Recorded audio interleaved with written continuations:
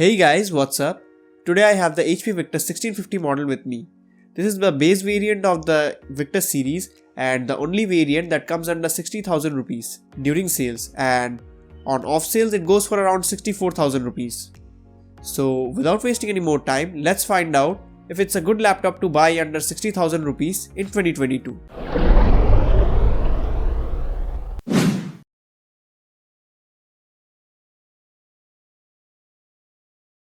The HP Victus comes in this sort of box packing, and with this 1650 model, you get a 150 watt power brick. Now having a closer look of the laptop, it has a very minimal and attractive design. You don't get to see too much branding, it's just the Victus logo. It looks like a metal construction, but it is all plastic. Build quality is good though, it is quite sturdy. Only a little bit flex on the top, which is quite normal in this price segment. As for ports, on the left you get to see your charging port, one RJ45 LAN port, one USB 3.1 port, one USB Type-C port with which you can get display output or you can charge your devices, a combined headphone jack and a SD card reader. And on the right you just get to see two USB 3.1 ports. For cooling they have provided vents at the rear and bottom side of the laptop, as you can see.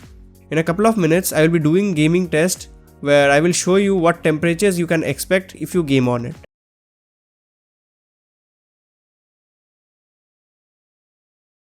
You may have felt by now that the laptop is slightly bigger in size. It is because it has a 16.1-inch display. And speaking of display, here are some numbers for better understanding of the quality of the display. Now if you want to hear from me, then I will say it is a good display for the price. It has its own pros and cons. It is a good display for casual editing and gaming and for day-to-day work and entertainment. It also has no backlight bleeding issue, which is a very good thing if you are someone who likes to watch movies or play games in the dark. It's only bad if you are someone who wants to buy it for serious gaming, as it is a 60Hz panel, and if for high-level editing purposes, then it only has 65% sRGB and 45% NTSC coverage.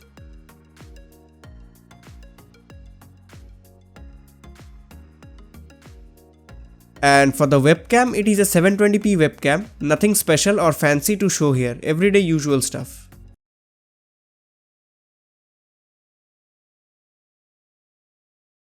As for the specifications, it comes with a Ryzen 5 5600H processor, which has 6 cores and 12 threads.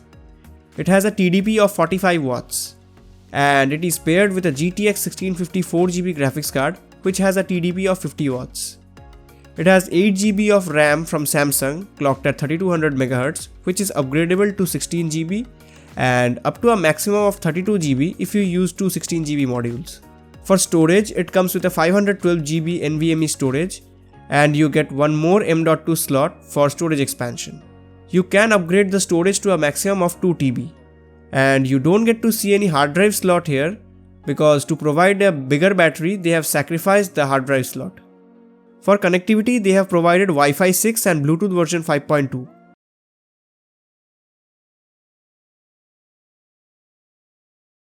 Now, in terms of performance, it performs really well.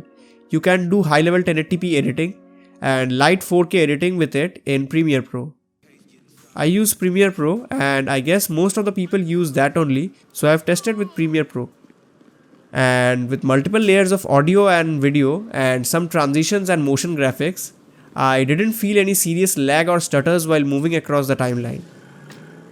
For After Effects and other softwares like it, I will suggest you to upgrade to at least 16GB of RAM for a smooth operation. In terms of gaming also, it did really well. No severe frame drops in my experience. I have played each game for 20 minutes and here are the results.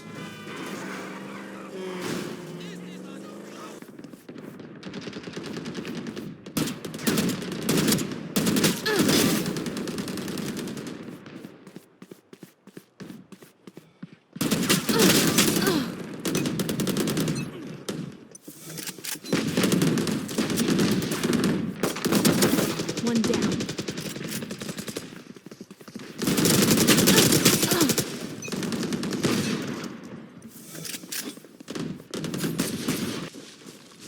Temperatures were in between 79 to 84 degrees while gaming, which is slightly on the higher side, but it is not anything deal breaking if you use it with AC being on.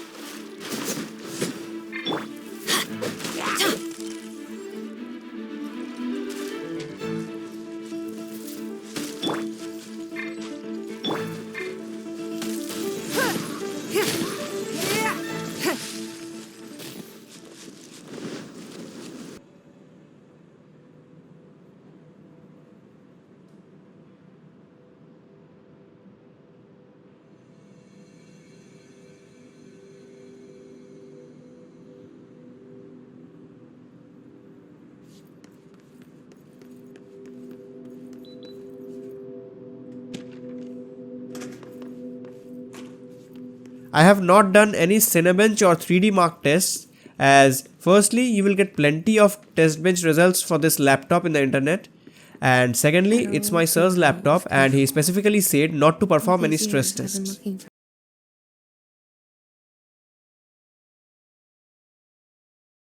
Moving on to the keyboard, it is a full-size keyboard with white backlight. The fonts are a bit bold and are quite easily readable even with backlight being off. The trackpad here is a large one. You get a bigger trackpad compared to the market standards and it supports all gestures. Gaming on this keyboard doesn't feel that great, but when it comes to typing, it is a really good keyboard. And although the trackpad is a large one, it didn't cause any mistouch while typing.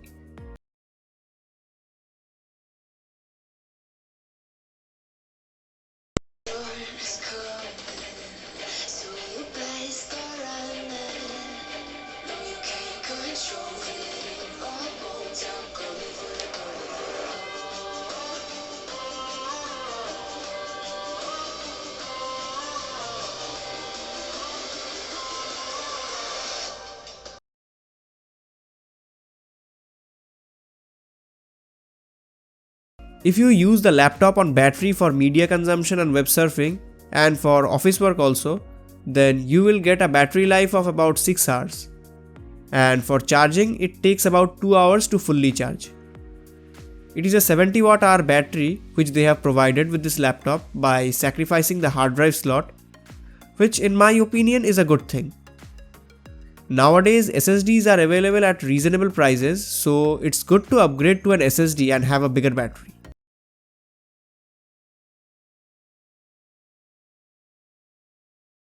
Lastly, it comes with some software benefits, like it comes with a lifetime license of Microsoft Office 2019 and it has built-in Alexa.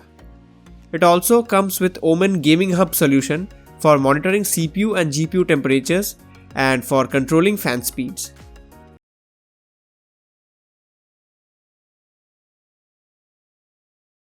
To conclude, I will say this is not the best laptop you can get for 60,000 rupees, but it is one of the good choices. If you are someone who is looking for a laptop which is good on an overall basis, like a good battery life with decent editing and gaming capabilities, then you can check out this laptop. Otherwise, I will recommend you to go with other options, since you will get at least better refresh rate displays with same specs in this price range. And with that said, this is it guys. Thanks for watching. I will be catching you guys in the next one. Until then, peace out.